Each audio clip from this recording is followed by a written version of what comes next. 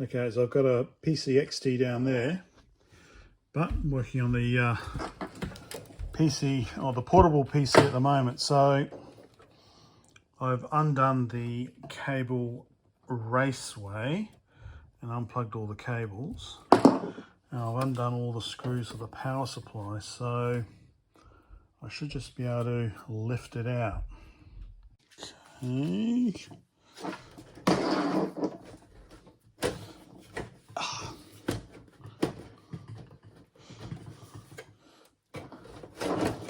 Okay, so monitor in there. So I need to disconnect the monitor power supply, which is P12. Remember that for when I don't remember. I think it might be a clip. Could be a clip. Oh, there we go. All right, and then this is the motherboard and hard drive, floppy drive power cables. Come through there.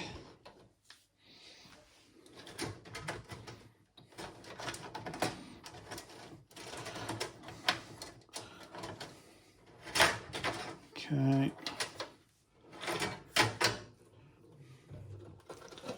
And the power supply is out with the fan. Okay. And so we're left with the monitor. Cute little, 12,500 volts, don't touch. So there's the monitor. Now what was it? Now I don't know if it was it an AV connection or was it a true CGA connection?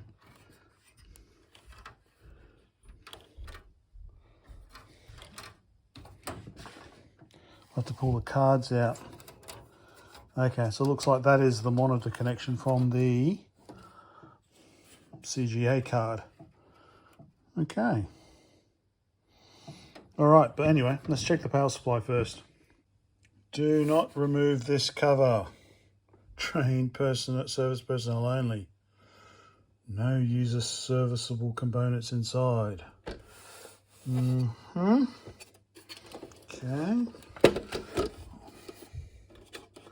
All right, that's the fan. That's the fan connection there, P13. Oh, here we go.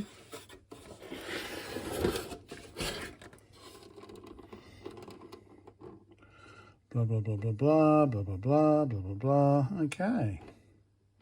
Fascinating stuff. So P8 and P9, I believe. P8 and P9, yeah. So P8 and P9 are the motherboard connections. And P10 and P11 are the floppy and hard drive power connections. So motherboard, floppy hard drive, or vice versa.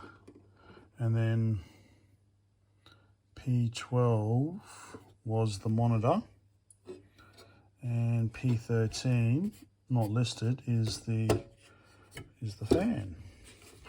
Fascinating. All right, well, let's try and get in this thing to make sure there's no scary capacitors about to blow. So far, the annoying thing I found is that I've had to use like 3 different bits to get all the screws off. That's been the most annoying part. So I've been following the manual, well, to an extent. Yeah, I think it does say to remove the power supply fan next. So it does look like, okay, more Torx screws I need to remove. Okay. Oh, for fuck's sake. How will I do these ones? I do have a Torx driver somewhere. Let me think. See, this is what I mean. We've got that screw there, and then over here we've got like security Torx. You know, it's like, really? Come on, seriously, guys? Okay, so it seems just removing those 2 bolts is maybe enough to get in there. Not having to remove these fan. Oh, okay, and then we've just got this grommet here that we should probably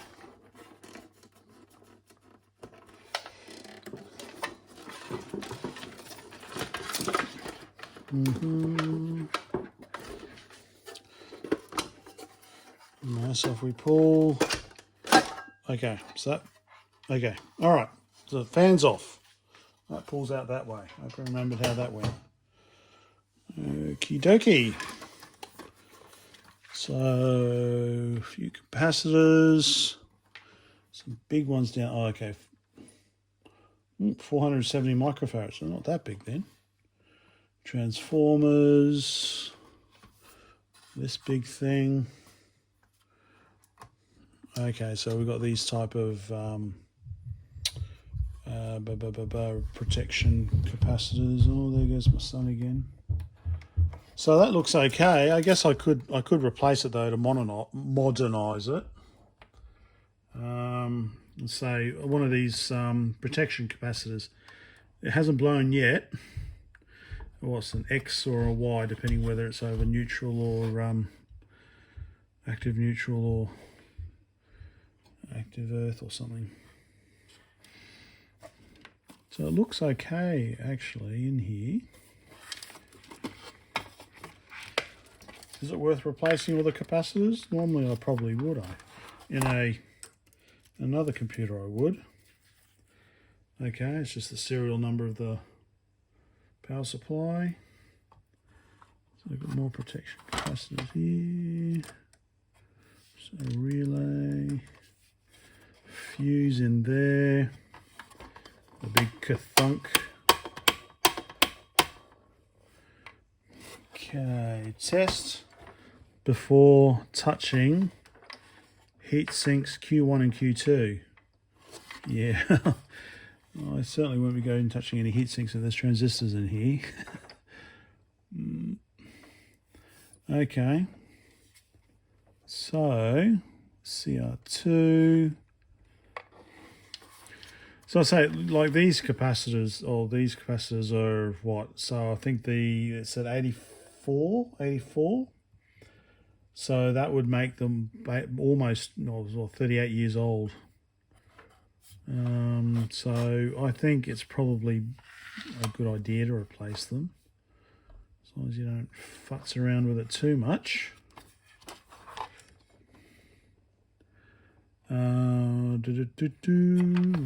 What is that thing? Sorry, I don't know what that thing is. And again, yeah, we've got one of these, like I said earlier, one of these safety capacitors that looks perfectly fine. At least it's not. At least it's not a RIFA. What does it say? I can't really make out. Oh, it's an X2. Okay, so it's an X2 and Y2. So I can't remember. One's between active and neutral, and the other one's between active and ground or something like that. I can't remember which one, which is which. It's probably worth replacing that one. Okay, so it looks like we've just got these hex screws at the bottom for the circuit board, although we do have these ones on the side as well.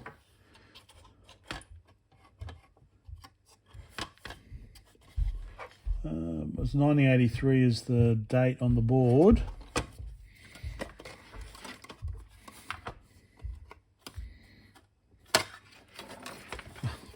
I hope I remember where all these screws have come from, or if they've all got the same thread, then basically just replace them all with the same screw. So this is a hex down the bottom. So if they're all the same thread, then just replace them with the same screw, I reckon. I'm happy with that. I'm not one of these purists who have to have the same bloody rusty screw. I would much rather have all the same modern screws that are clean. So this one, okay, so we've got some earth terminations on the back here. So I need to unscrew those to get this back off.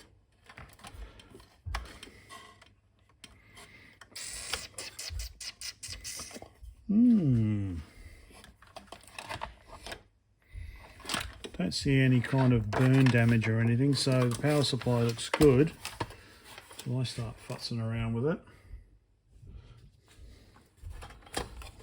Okay, so this is ground. Okay, we've got all the grounds here. Okay, we've got all the grounds, we've got all the 5 volts. And then we've got the various other ones there as well. So one other thing is, especially if we're using 7805s and stuff, is I would go and replace them.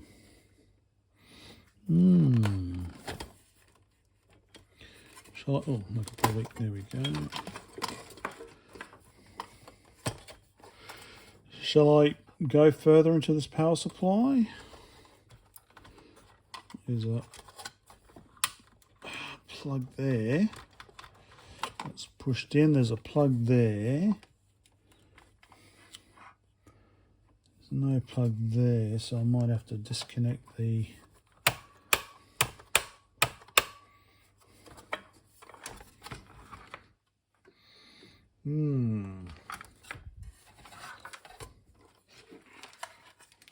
Right, so happy about being tipped over, were you?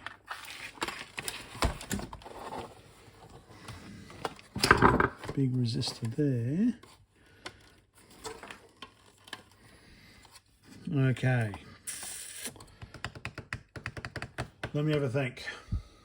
So I'm making some progress. It's like, oh, is it worth doing this? Because it all looks pretty good. But yeah, so these plugs are glued in place. So I've got one for the switch there and one on that there. So if we want to, that's not plugged in, that's soldered in.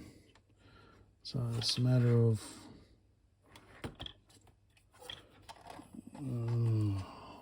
that looks like kind of, well, it's kind of riveted. This little board here is kind of riveted onto the side here, so you're not really going to remove this board easily. So just unclip that, unscrew the switch maybe. Oh, it's always turns out to be more bloody work than you plan to do. Oh, so I think I have had this working a couple of years ago and it was fine. Having said that,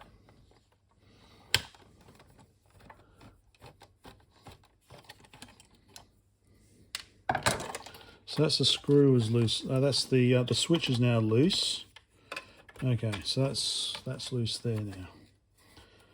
So now what do we still have connected to this back? We've got this kind of riveted stuff here. So we've got the IEC input, which is riveted on.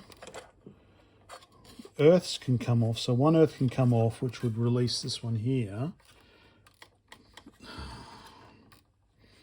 This is soldered onto that board, but it is glued on with a plug onto that board. So looks like the best we're going to be able to do is remove this earth down here and remove this plug here.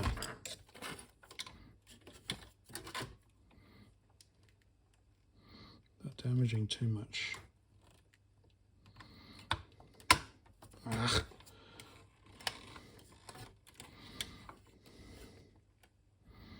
Because the whole socket wants to come off.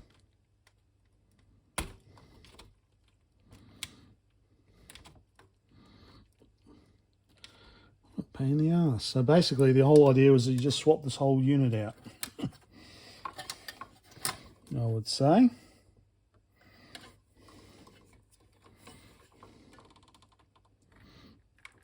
So I haven't had this powered on for a few years, so I'm fairly confident. I really don't like the way this plug is coming up.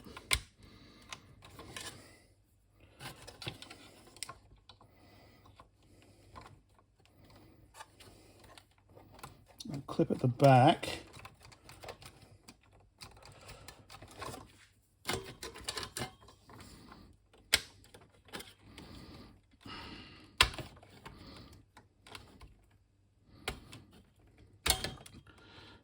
Ow. Ow. So that's all part of the clip, is it? Where is the other one? No, doesn't look like it.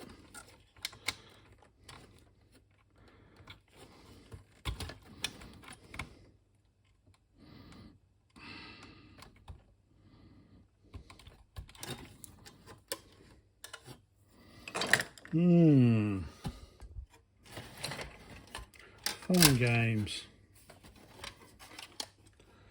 Almost there, almost there.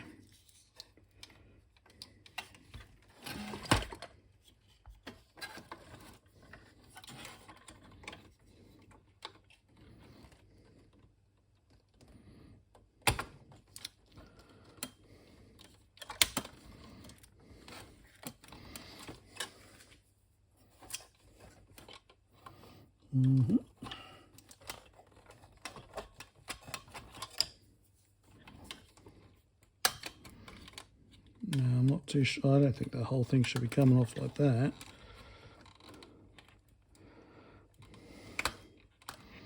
I use pretty good glue.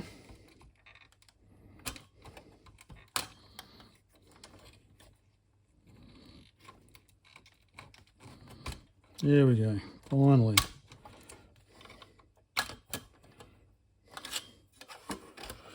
Okay.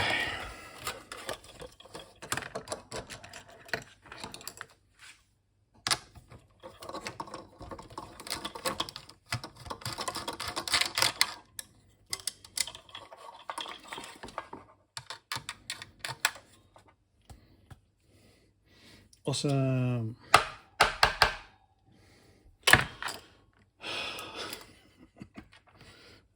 Sunday nights, eh? Sunday nights. I'll get that screw out later. So that's probably the best I can do for getting that back off. So basically just got one, unless I want to go and desolder all that as well, which maybe I should do if I want to replace this X2 capacitor. Okay. So that's soldered on there. And then, like I said, it's just a matter of once I get the nut out of that. I think it looks like 1, 2, 3, 4, just four bolts on the corners, and I can get this board out. High pot tested, okay. And then I guess, well, yeah, I can go and replace these capacitors to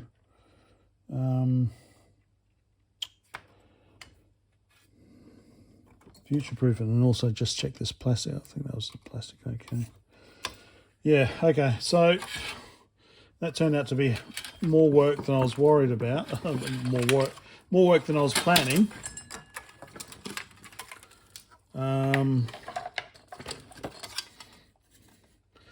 So I've no idea what screws go where now, but you know, look, if they're all the same thread, I'm just going to use whatever standard screws I've got. So there's a fuse up here. Don't break the glass, Brett.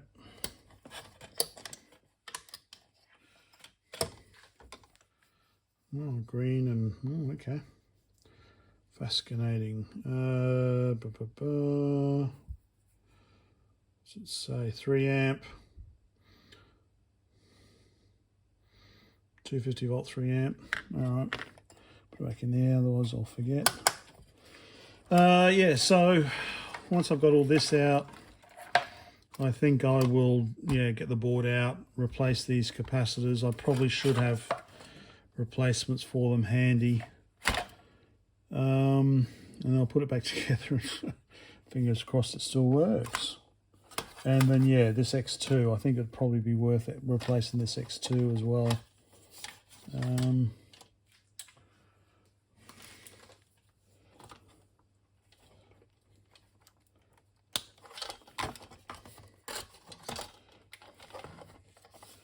What's it say? 0.47 microfarads, 250 volt X2. So across active and neutral. So yeah, I might as well replace that while I'm at it, just to be safe. Not with a RIFA. There's another one there. By the looks of it, I think that's 2 embedded. Yeah, so a bit of work ahead. Not tonight though.